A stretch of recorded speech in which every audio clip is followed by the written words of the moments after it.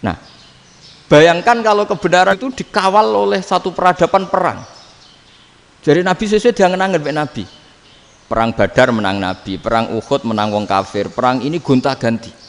Apapun itu yang penting satu kesimpulannya, cara Rasulullah kesimpulannya satu.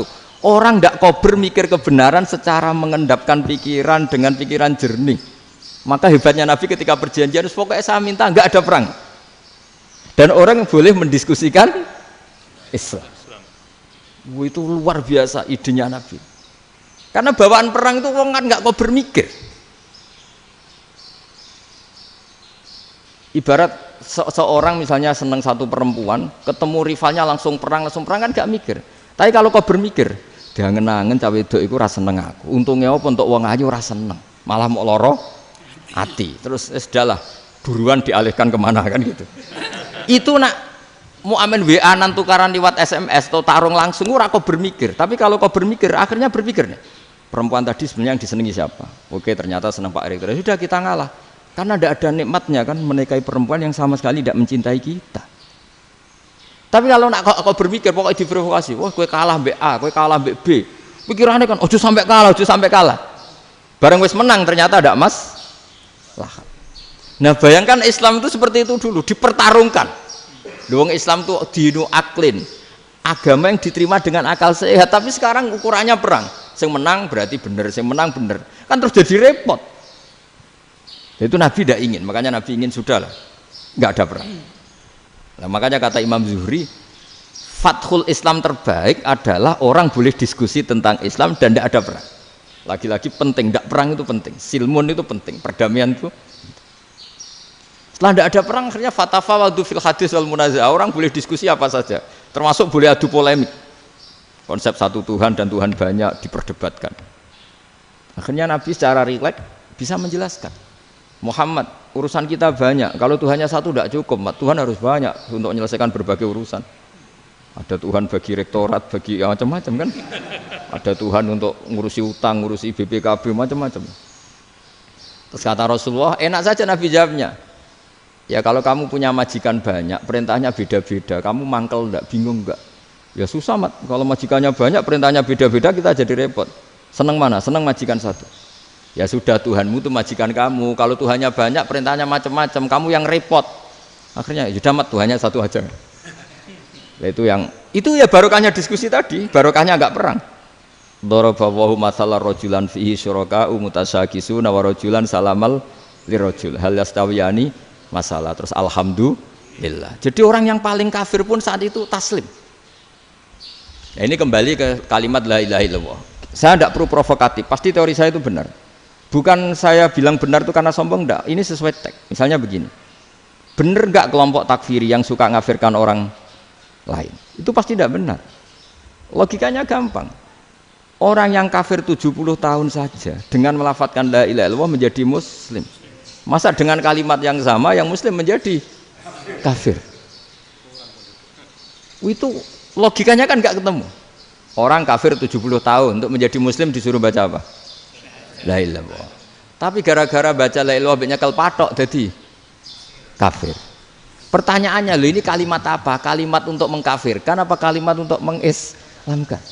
Karena yang kafir dengan kalimat itu menjadi Islam, ternyata yang Islam dengan kalimat itu menjadi kafir. Itu ketemu enggak cara logika itu kan enggak ketemu kan? Makanya cara pikirannya Abul Hasan Asyadzili, dan saya setuju pikiran itu. Istighfar ini boleh orang Jawa Timur protes karena kadang beda manhaj, tapi jangan protes saya, protes Abul Hasan Asyadzili, kualat mesti sampean. Ketua Torekoh napa? Sadziliyah. Cara madzhab Sadzili, dan Anda boleh berbeda madzhab, mencari khasnya wong kampus itu wani beda. Beda kapasitas lah, pokoknya butuhnya beda. Dan ketok pinter, ketok kritis tuh. Cara madzhab Abul Hasan Asyadzili itu gini Pak Rektor. Jadi istighfar itu baik. Tapi ba'da kamali tauhid, setelah tauhidnya itu benar. Alasan beliau masuk akal. Ketika ada ayat fa'alam annahu la ilaha illallah wastaghfir li dzambik. Bihadil kalimah. Jadi orang boleh istighfar itu setelah tauhidnya benar. Alasannya Abul Hasan Asyadzili begini. Qul lil ladzina kafaru iyantahu yughfar lahum ma qad salaf. Katakan kepada mereka yang kafir, sekali mereka tidak kafir, maka otomatis dosanya masa lalu diampuni. Pertanyaannya, yang bisa menghentikan kekafiran itu kalimat apa? La ilaha illallah. Dengan hanya melafadzkan la ilaha illallah Muhammadur Rasulullah, langsung yufar lahum ma qad salaf, langsung dosanya diampuni. Berarti yang menjadi pengampun dosa lah, penyebab pengampunan itu apa? La ilaha illallah. Itu bahkan orang kafir belum istighfar. Di ayat itu kan Allah gak mensyaratkan setelah la ilaha illallah istighfar baru diampuni, enggak. Asal la ilaha illallah langsung yufar lahum ma qad salaf. Saya ulang lagi ya, jelas ya. Jadi kulil ladzina kafaru iyantahu yufar lahum ma qad. Nah, sekarang iyantahu, mereka berhenti dari kafirnya. Syaratnya pakai apa? La ilaha illallah Muhammadur, itu langsung yufar lahum ma qad. Artinya apa? Ghufranullah itu bisa didapat hanya dengan mujarrodut tauhid, yaitu hanya dengan melafadzkan kalimat thayyibah. Dan sahnya istighfar juga berdasar kalimat thayyibah itu. Misalnya gini, orang kafir sebelum Islam melafadzkan astaghfirullah, astaghfirullah, astaghfirullah, kira-kira diterima enggak? Enggak kan? Karena syaratnya istighfar ba'dat tauhid. Nah, makanya dalam mazhab Sadzili istighfar itu setelah la ilaha illallah. Karena cara pandang ya seperti itu. Jadi fa'lam annahu la ilaha illallah wastaghfir li dzambi. Jadi dengan kebenaran tauhid saja ini sudah cukup kita insya Allah layak diampuni. Karena innallaha la yaghfiru ayyusyraka bihi wa yaghfiru ma duna dzalika liman yasha. Jadi orang yang tauhidnya benar itu bisa diampuni Allah asal tauhidnya benar. Itu Allah ngendikan liman yasha wa yaghfiru ma duna dzalika liman yasha. Dawe Imam Suyuti walam yakun liman yastaghfir. Jadi orang yang bertauhid secara benar meskipun gak sempat istighfar itu tetap potensi diampuni. Karena bawaan tauhid itu sudah menjadi layak diampuni. Kayak orang kafir sekali ngelafadzkan kalimat tauhid mbok gak istighfar langsung diampuni. Nah, karena melihat seperti itu terus orang berlomba-lomba memperbanyak jumlah ngelafadzkan la ilaha illallah. Jadi kita yang alim, kita semua, saya tidak bilang saya, kita termasuk yang di pinggir-pinggir saya ngaku alim yang orang masalah lah, soalnya kita semua yang alim-alim itu tahu bahwa la ilaha illallah itu super, sudah bawaannya tauhid, juga punya kelayakan nah, kemudian nasib kita agak sial, malah kalimat ini dituduh bid'ah, dituduh khurafat. Mergo Nabi nggak pernah tahlilan, Nabi nggak pernah. Nabi gak pernah tahlilan, kalau diartikan Nabi ra tau maca la ilaha illallah, nek gak kalimat itu. Nah, ini provokatif ini. Jadi ini sudahlah keanehan-keanehan ini kita terima karena ciri utama wali, ciri utama ulama itu wa'udhu fisabili, harus pernah disakiti. Jadi kalau Unisma sakit karo dituduh apa? Dituduh bid'ah itu berarti belum calon ulama. Anjar ulama itu wa'udhu fisabili, harus disakiti. Jadi kalau kamu disalahpahami itu ya harus santai. Iya, termasuk provokatif tadi. Termasuk diatur tadi itu. Jadi kalau cara berpikir kan, karena mereka itu memang kalau kita turutin itu memenya itu terlalu, kadang menghujat kita itu. Enak ya jadi KNU, ada orang mati datang, kiainya dapat makan, dapat rokok, terus pulang gitu. Jadi apa, terus kita kayak tersangka terus. Kita kan kayak tersangka terus, tertuduh terus itu. Terus yang orang NU ya memenya juga nggak kalah ekstrimnya. Boleh ya ajaran orang nggak boleh ngasih-ngasih kiai gitu. Berarti boleh dong ajaran kikir. Jadi memang kadang apa ya, cangkem elek lah bahasa kasarnya itu. Itu memang kadang lebih mengenakan. Kalau kita datang ke acara mayat kan dapat makan, dapat minum. Kalau yang sohibul bed rokok ya dapat rokok. Kalau kiainya dapat wajib, kadang 20.000, kadang 50.000. Terus memenya itu kok setega itu ya, ada orang meninggal kok malah kita makan-makan. Seakan-akan kan kultur ini biadab kan gitu. Tapi yang orang NU kebalikan bales. Oh ternyata nggak boleh ya mayat disodakoi. Ternyata nggak boleh ya orang dermawan. Berarti Islam membolehkan medit ya gitu. Model ini kan. Tak angen-angen itu luwih mandi timbang takbir ya kan. Karena ini kan memicu emosi kan. Memicu apa? Emosi. Nah, tapi saya kalau disuruh bela mana itu tidak ada yang saya bela. Ya seorang sudah lah, kalau mau nganggur saja sudah itu. Ya tapi itu memang apa ya, itu khazanah Islam, ada yang kritik, ada yang enggak. Ya itu memang khazanah, ya biasa aja kalau saya biasa aja. Karena dulu ulama itu sudut pandangnya itu ya seperti itu. Ada yang ulama suka ibadah itu sholat, ada yang milih apa tidur. Sampai Imam Ghazali bilang suatu saat ibadah terbaik di zaman akhir itu tidur kan. Sholat saja kalah sama tidur kan. Tapi itu loh ya, yang wajib tetap loh, terus kamu gak sholat wajib. Begini beliau mencontohkan itu. Ada orang sholat tahajud terus obsesinya itu ingin hajatnya terkabulkan. Sementara yang tidur obsesinya nikmati rahmatnya Allah, boleh tidur, bisa tidur. Kata Imam Ghazali, timbang kita tahajud terus nuntut pangeran aduk turu katanya. Mergo engko dia akibat terus setan memberi bisikan, lho nyatanya kamu tahajud ya gak terkabul. Berarti cerita bahwa Nabi ngendikan kalau doa tahajud mustajab enggak. Daripada ngono ki aduk turu ora tau ndonga. Timbang abri-abri Islam ya, timbang elek-elekin apa? Islam. Jadi ulama itu mulai dulu itu sudah berpikir. Banyak orang menjadikan tahajud, sholat malam itu media untuk hajatnya. Dan kalau nggak kesampaian ini mutung. Nyalahkan kiainya ijazah ramandi. Macam. Daripada ngono ora usah apa?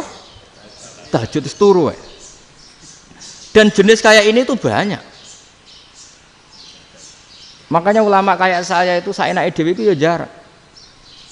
Saya sering didolani muhibbin terus bilang, Gus saya doakan gini-gini, saya mau nyalon bupati atau saya gini. Saya bilang, gak waduh orang dongo, nak ramandi, darani ulama dongane ramandi. Nak mandi, kamu jadi bupati tetap nganggep karena beli. Sopo sing raro bupati saya juga beli. Ribet kan? Ketika mereka jadi, ngunsurkan doa kamu apa karena kemarin beli? Yang beli maksudnya, nggak beli nggak usah tersinggung. Jadi ribet ngadepin. Nggak artinya gini loh, boyo doa itu jangan dipakai begitu loh. Kalau minta nasihat, tak nasihati jadi bupati yang baik, gubernur yang. Kalau minta doa itu resikonya. Akhirnya kiai-kiai kalau diminta doa ya doa, sebenarnya diisinya itu nggak doa kemenangan. Itu nggak selamat gitu. Karena ribet. Makanya Islam itu doa itu setelah iman. Aturan iman benar baru doa. Aturan iman benar termasuk Allah itu yaf'alu ma yasha, boleh melakukan yang dikehendaki. Allah enggak boleh terdikte oleh doa kita, enggak boleh. Ya saya ulang lagi ya, mazhab Hasan Asyadzili ini khas kita. Jadi la ilaha illallah itu didahulukan sebelum istighfar. Tapi kebalikannya mazhab Imam Sanusi itu dibalik. La ilaha illallah itu kalimat yang sakral. Karena yang sakral dibutuhkan muqaddimah, yaitu yang melafadzkan harus yang sudah bersih, yang sudah steril baru melafadzkan la ilaha illallah. Maka dalam mazhab Sanusiyah istighfar dulu baru la ilaha illallah. Nah, cara mazhab Abdul Hasan Asyadzili kebalikan, istighfar itu sah setelah sahnya tauhid. Kamu ikut mana tuh?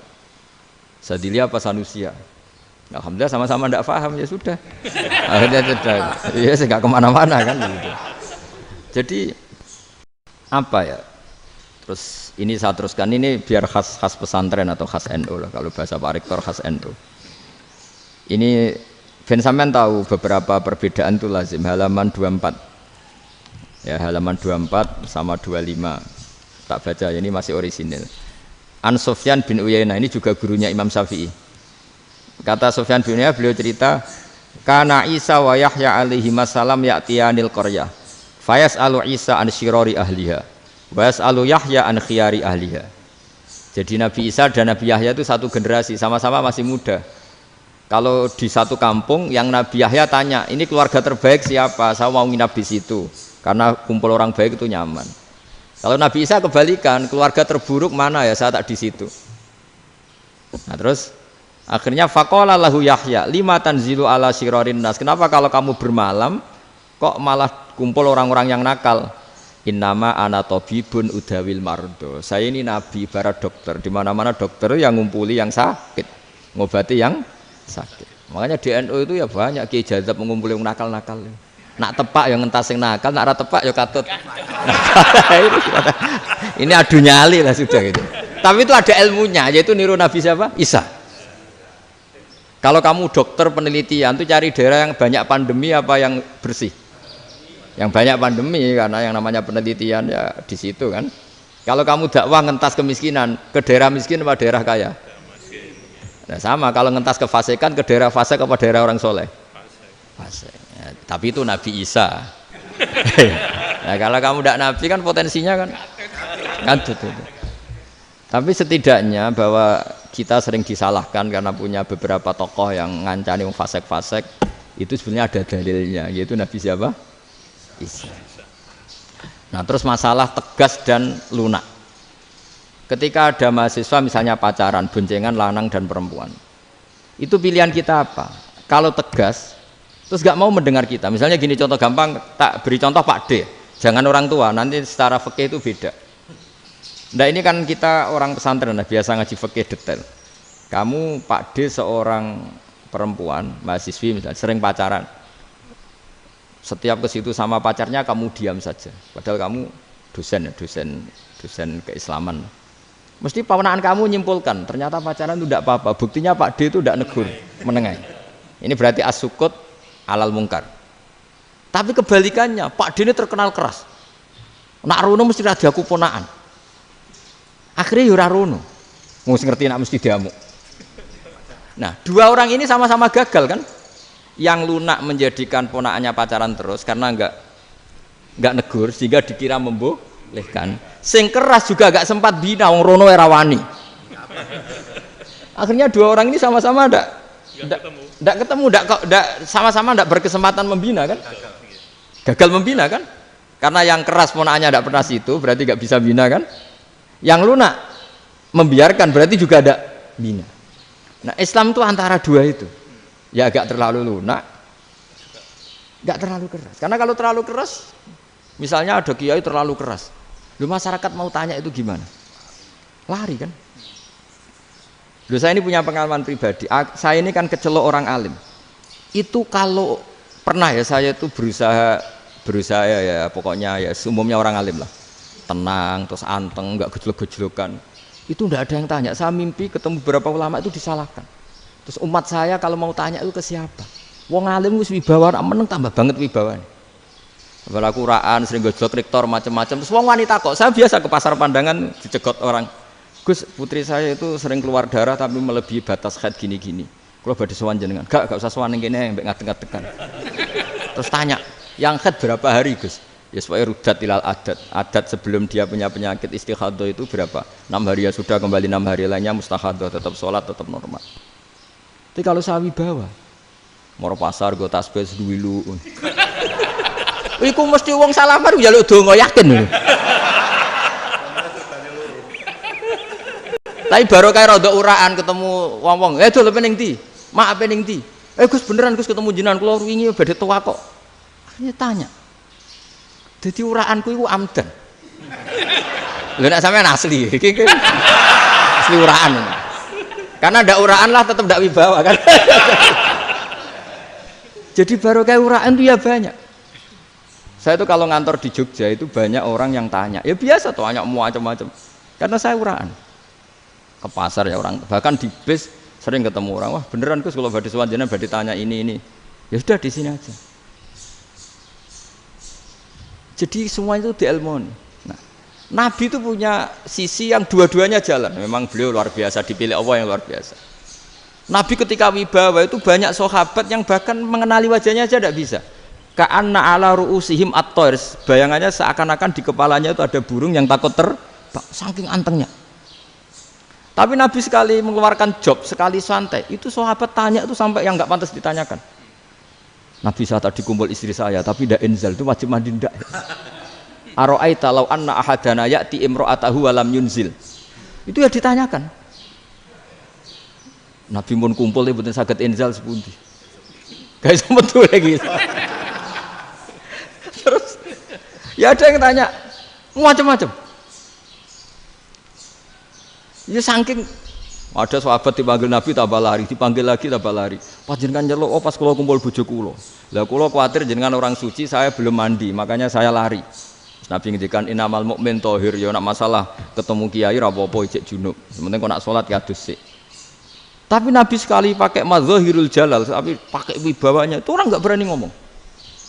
Tapi sekali Nabi rileks, itu orang bisa tanya apa saja, termasuk halal yang nggak pantas. Ya, ada sahabat itu tanya lucu, tanya Maimunah. Maimunah itu ya cantik tapi sudah agak tua lah. Maimunah, ya umal mukminin, hukumnya ngambung bojo pas Ramadan piye? Wah gak roh aku, gak tahu diambung kan Nabi pas Ramadan. Tanya Saudah, wah malah orang-orang diambung kalau Saudah itu kan wis tuwa itu. Lucunya istrinya jawab, tanya Aisyah yang mungkin Nabi, iya yang mungkin tanya Aisyah. Itu yang usul ya istrinya Nabi Maimunah. Selalu Aisyah.